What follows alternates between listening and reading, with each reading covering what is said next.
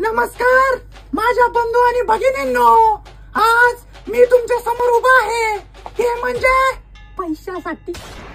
पैशासाठी नाही नाही, तुमच्या प्रेमासाठी. आणि तुमचं प्रेम हे माझ्यावरती फक्त मतदानापुरतच राहू द्या.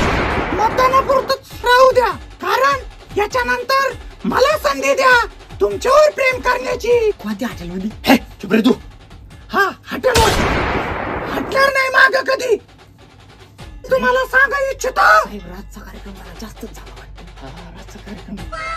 राजचा कार्यक्रम. हा तर राजच्या कार्यक्रमामध्ये शिंदे साहेब मला कोपऱ्यात घेऊन म्हणाले की सोमनाथ, या लोकसभेच्या निवडणुकीमध्ये तू मला खासदार म्हणून दिसला पाहिजे.